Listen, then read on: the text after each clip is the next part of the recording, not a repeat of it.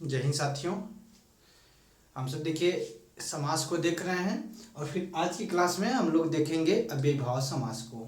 ठीक है, अव्ययीभाव समास को देखेंगे। यहाँ से देखिए हर एक एग्जाम में क्वेश्चंस पूछे जाते हैं, तो आप सब इसको पूरी तरीके से बढ़िया से देखिएगा। ठीक है, तो चलिए देखते हैं इसको। हम लोग पिछले वाली क्लास में देखिए इससे संबंधित परिभाषा, फिर इसके भेद, इसकी व्युत्पत्ति ना, ये सब चीज़ों को देख चुके हैं पीछे वाली क्लास में। जो लोग नहीं देखे वहाँ से देख सकते हैं।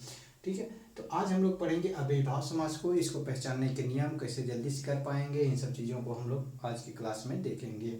ठीक है, और इसके साथ साथ कॉन्सेप्ट को तो देखेंगे। आप सब जानते हो कि कॉन्सेप्ट सीखेंगे, फिर उसके बाद तरीका सीखेंगे, ट्रिक सीखेंगे। ठीक है, तो चलिए देखते हैं कि अव्ययीभाव समास होता क्या है। अव्ययीभाव का मतलब होता है अव्यय।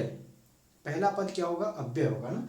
देखिए पहला पद अर्थात पूर्व पद अव्ययवाची होता है। अव्ययीभाव समास में क्या होता है कि पहला पद अव्ययवाची होता है। अव्यय बोलते किसे हैं इसे अभी जस्ट बता रहा हूँ। ठीक है, और वह प्रधान होता है। वह का मतलब पहला पद ही क्या होता है डियर? वह क्या होता है? प्रधान होता है। पहला पद प्रधान होता है। तो ऐसे भी आपसे पूछा जाता है कि किस समास का पूर्व पद प्रधान होता है अर्थात पहला पद प्रधान होता है, तो आप सब बता सकते हो कि पहला पद प्रधान अव्ययीभाव समास का होता है। ठीक है, पहला पद कैसे पहला पद प्रधान होगा हम लोग उदाहरण के माध्यम से भी देखेंगे। ठीक है, और दूसरी बात ये चीज है कि जब पहला पद दूसरे पद में मिल जाता है तो पूरा पद ही क्या हो जाता है? अव्यय हो जाता है। पहला पद दूसरे पद में मिल जाता है तो पूरा पद क्या हो जाता है? अव्यय हो जाता है। अव्यय किसे बोलते हैं? इसी बात आती है दिमाग में कि सर अव्यय बोलते किसे हैं, एक बार बता दीजिए सर। देखिए अव्यय किसे बोलते हैं? जो लिंग, वचन और फिर कारक के द्वारा अपने रूप को परिवर्तन नहीं करते हैं जो शब्द, वह क्या होते हैं? अव्ययवाची शब्द होते हैं। ठीक है, जो शब्द लिंग, वचन और फिर कारक के अनुसार अपने रूप को परिवर्तित नहीं करते हैं वह क्या होते हैं? कारक होते हैं। अर्थात जो लिंग है, ठीक है, पुल्लिंग और फिर स्त्रीलिंग, ठीक है, और फिर वचन, एक वचन, बहुवचन, फिर कारक के द्वारा अपने रूप को परिवर्तन नहीं करते हैं, हमेशा वैसे ही एक समान रहते हैं, वह क्या होते हैं? अव्ययवाची शब्द होते हैं, अव्यय शब्द होते हैं। जैसे अभी मैं बताऊंगा आपको, एक उदाहरण ले रहा हूं। ठीक है, ध्यान से समझिएगा। जैसे कि मैं डर ले लिया, एक शब्द को लिया है डर। डर बदल जाएगा सर लिंग के अनुसार, वचन के अनुसार। जैसे कि मैं बोलूं कि डर को मैं बताऊंगा तो एक डर को मैं कैसे बदल रहा हूं। अभी इसमें उपसर्ग लगाकर दूंगा, एक अव्यय लगा दूंगा तो वह फिर नहीं बदल पाएगा। ये भी चीज देखेंगे। देखिए जैसे राम डरा है, राम डरा है, डर को ही ले रहा हूं, डर को ही ले रहा हूं और किसी को नहीं। आगे देखिए सीता डरी है, हुआ कि नहीं? क्या डर बदल रहा है? आगे देखिए वे डरे हैं, वे डरे हैं। क्या ये डरा, डरी, फिर डरे, क्या चेंज हो जा रहा है कि नहीं? चेंज हो जा रहा है तो यह अव्यय नहीं है। जो अव्यय होगा वह चेंज नहीं होगा। अब सर अव्यय क्या चीज है, बात आती है। अब इसी में एक शब्द लगा दीजिए, शब्दांश नी लगा दीजिए, बन जाएगा निडर। कौन सा शब्द बना? निडर। ठीक है, अब बताइए राम निडर है। अब बनाइए राम निडर है, सीता निडर है, और फिर वे निडर हैं, वे निडर हैं। क्या ये निडर अब बदल पा रहा है क्या? यानी लिंग के, वचन के अनुसार क्या बदल पा रहा है? यहाँ पे लिंग चेंज हो गया, राम था सीता हो गया, पुल्लिंग था स्त्रीलिंग हो गया, तो क्या ये बदल पाया? डर नी लगने की वजह से बदल पाया? नहीं बदला। लेकिन अब ये हम यहाँ पे पढ़े हैं कि जब पहला पद दूसरे पद में मिल जाता है, पहला पद क्या था? नी, दूसरा पद क्या था? डर। पहला पद दूसरे पद में मिल जाता है तो पूरा पद ही क्या हो जाता है डियर? अव्यय हो जाता है। पूरा पद ही अव्यय बना दिया। पूरे के पूरे पद जो निडर, ये डर जो था, डर वाला शब्द, ये अव्यय नहीं था, लेकिन नी शब्द लग गया, पहला पद लग गया, तो पूरा का पूरा पद क्या हो गया, अव्यय हो गया। इस वजह से ये फिर यानी कि इसका रूप परिवर्तन नहीं होगा अब। ठीक है, देखिए कहते क्या है आगे कि ये क्या हो गया, अव्यय हो गया। ठीक है, अब समझ में आया अव्यय, अव्यय क्या होता है सर। ठीक, बात समझ में आ गई ना। अब देखते हैं सर इसके उदाहरण को, इससे संबंधित कुछ उदाहरण को देख लेते हैं। ध्यान दीजिएगा बात को। अगर आपको बेहतर ढंग से समझ में आ गया होगा कि सर अव्यय क्या होते हैं, अव्यय का रूप कैसे चेंज नहीं होता है, क्यों नहीं होता है, इन सब चीज़ों को मैं बता दिया। देखिए इसमें अव्यय कौन से शब्द होते हैं, प्रायः उपसर्ग ही होते हैं। उपसर्ग लगने के बाद उसका रूप, उस शब्द का रूप चेंज नहीं हो सकता है। ठीक है, उपसर्ग या फिर विशेषण। ठीक है, अक्सर कर उपसर्ग ही लगते हैं, जैसे आ, अनु, हर, यथ, यथा, जथा, प्रति, अनु, ये सब जो भर, ये सब जो उपसर्ग होते हैं, ये सब जब लग जाते हैं, 22 उपसर्ग हैं, तो 22 उपसर्ग जो लग जाते हैं तो फिर उसके रूप में परिवर्तन नहीं होता है। तो वह जो शब्द बनता है वह क्या होता है, अव्ययवाची शब्द होता है। क्या बातें समझ में आई। ठीक है, देखिए यथाशक्ति, इसका समास विग्रह। देखिए क्वेश्चंस पूछा जाता है, यह तो पूछा जाएगा कि किस समास का पहला पद प्रधान होता है, तो आप बता सकते हैं कि पहला पद किसका, अव्ययीभाव समास का। जैसे पहला पद सर कैसे प्रधान है, जैसे हम लिए थे निडर को, तो निडर इसमें क्या था, नि उपसर्ग था प्लस डर था, पहला पद ये था, दूसरा पद यह था। ठीक है, ये क्यों प्रधान है, क्योंकि इसी की वजह से जब निडर बना है तो निडर में कोई चेंजिंग नहीं हो पा रही है, इस वजह से यह प्रधान है। ठीक है, ये जो शब्द है नी, पहला पद क्यों प्रधान है, क्योंकि यह जिस भी शब्द में लग जाएगा पहला पद, पूरे के पूरे को अव्यय कर देगा और फिर उसमें चेंजिंग नहीं हो पाएगी, फिर बदलाव नहीं हो पाएगा। इस वजह से पहला पद क्या है, क्या है बताइएगा कि प्रधान है, इसी की पहले पद की प्रधानता है। ठीक है, बातें समझ में आ गई। आगे देखते हैं सर।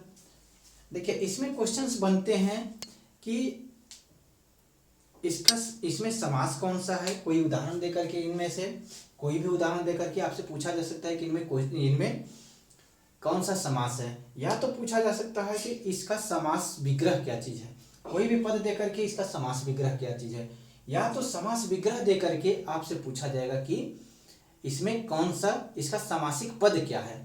ठीक है, तीन तरीके से क्वेश्चंस की फ्रेमिंग हो सकती है। ठीक है, देखिए यथाशक्ति, यथाशक्ति को अगर हम लोग उठाते हैं तो शक्ति, इसका समास विग्रह क्या होगा, तो हो जाएगा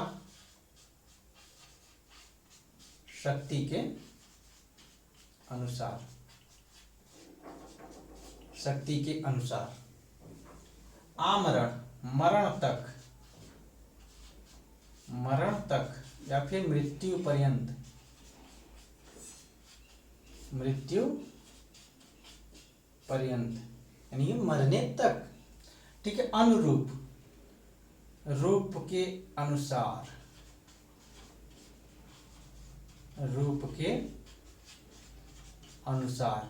देखिए ये सब सारी चीजें आपसे पूछी जाती हैं कि रूप के अनुसार इसका समासिक पद क्या होगा, तो आप बता दीजिएगा कि रूप, अनुरूप। ठीक है, या फिर पूछा जाएगा अनुरूप का समास विग्रह क्या चीज होगा, तो आप बता दीजिएगा कि रूप के अनुसार। ठीक है, अनुशासन, शासन के अनुरूप, शासन के अनुसार।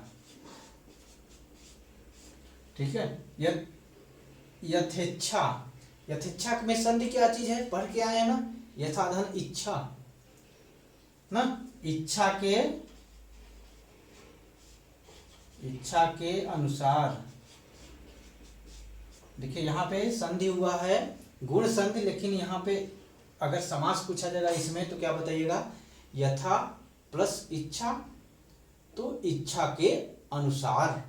बात समझ में, प्रतिदिन तो दिन दिन, या फिर प्रत्येक दिन, प्रतिदिन का मतलब प्रत्येक दिन, प्रत्येक, हर एक, प्रत्येक का मतलब हर एक, जैसे बोलते हैं ना प्रत्येक व्यक्ति को दिया जाए, तो हर एक व्यक्ति को दिया जाए, इस क्या हो जाएगा आगे एक एक एक एक, ये भी कर सकते हैं, प्रत्येक को एक एक एक एक व्यक्ति को दिया जाए, प्रत्येक व्यक्ति को दिया जाए, ऐसे होता है। तो ये बातें समझ में आ गई। आगे और फिर एग्जाम्पल है, इसको भी देख लेते हैं। देखिए भरपेट, पेट भरकर, पेट भरकर, जैसे बोलते हैं ना कि भरपेट खा लीजिएगा, यानी कि पेट को भर के खाइएगा, यानी कि खाली नहीं रह पाए ना। आगे देखिए अनुकूल, क्या हो जाएगा कुल के अनुसार या फिर हो जाएगा कुल जैसा, कुल जैसा, अनुकूल, कुल जैसा। निर्विवाद, विवाद से रहित, विवाद से रहित। दरअसल, दरअसल, असल में, असल में, दरअसल, दरअसल का समास विग्रह क्या होगा असल में, ठीक है। दरअसल हम लोग बोलते हैं ना, दरअसल फलाना, दरअसल ये चीज, तो दरअसल का समास विग्रह क्या होगा असल में, ठीक है। बाकायदा, कायदे के, कायदे के अनुसार, कायदे के अनुसार। यथावसर, अवसर के अनुसार, अवसर के अनुसार। प्रत्यक्षी, अच्छी मतलब, प्रत्यक्ष का मतलब होता है, इसमें देखिए इसका विच्छेद करेंगे तो प्रतिधन अच्छी होगा, ठीक है। प्रतिधन अच्छी अपवाद में है, यण संधि में, ठीक है। प्रतिधन अच्छी, और बनता क्या है अच्छ बन जाता है, यहाँ पे अच्छी बनना चाहिए लेकिन अच्छ बन जाता है ना, ठीक है। तो देखिए हुआ क्या, अच्छी माने आंख, तो क्या हो जाएगा आंख के सामने, अर्थात आंख के सामने ही रहनी चाहिए, ठीक है। आगे देखिए कुछ चीजें यहां से समझ में आई होगी आपको, कैसे इसको तोड़ते हैं। देखिए समास का मतलब ये होता है कि जो बड़ा चीज है उसको छोटा करके समझना, छोटा करके लिखना। जैसे होता है कुल के अनुसार, इसको इतने शब्दों में, 4 वर्ड में 4 लेटर में लिख देना, 4 वर्ड में लिख देना अनुकूल, कुल के अनुसार। इतने बड़े शब्द को इतने बड़े शब्दों में लिख देना ही क्या होता है समास होता है। तो यही क्या है, सबसे पहले हम लोग पढ़ रहे थे अव्ययीभाव।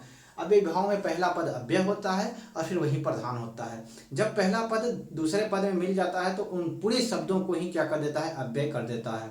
इन सब बातों का ध्यान रखेंगे ना। तो ये सब सारी चीजें समझ में आई होगी। कुछ इसमें नोट करके लिख लीजिएगा, 500 का नोट, किसका 500 का नोट करके लिख लीजिएगा, या फिर 2000 का नोट करके लिखिएगा, क्योंकि बहुत ही इंपॉर्टेंट चीज़ें हैं। यहाँ से हमारे दिमाग में काफ़ी कंफ्यूजन क्रिएट हो जाता है जब एग्जाम हॉल में जब हम लोग बैठते हैं, ठीक है जी। देखते हैं कि ये चीज़ है क्या, ठीक है। यदि एक ही शब्द की पुनरावृत्ति हो और फिर दोनों शब्द मिल करके अव्यय की तरह प्रयोग हो तो वहाँ पर भी अव्ययीभाव समास ही होता है। जैसे कि मैं बोला कि क्या बोला कि यदि एक ही शब्द की 2 बार आवृत्ति हो और फिर दोनों शब्द मिलकर के अव्यय की तरह प्रयोग हो तो वहां पर भी अव्ययीभाव समास ही होता है। जैसे कि एग्जांपल मैंने लिया कि घर घर ले लिया तो क्या हो गया घर और घर। इस जो योजक चिन्ह को देख करके डियर ध्यान दीजिएगा, ये जो योजक चिन्ह है यहाँ पे, ठीक है, योजक चिन्ह यानी सामासिक चिन्ह जो है, इसको देख करके आपको दिमाग में ये चीज बिल्कुल नहीं बैठाना है कि यहाँ पे द्वंद्व समास है, ठीक है। द्वंद्व समास में बीच में ये वाला योजक चिन्ह होता है, लेकिन द्वंद्व समास में क्या होते हैं संज्ञा प्रयोग में आते हैं। यहाँ पे संज्ञा प्रयोग, संज्ञा या फिर सर्वनाम प्रयोग में आते हैं, यहाँ पे नहीं आता है, ठीक है।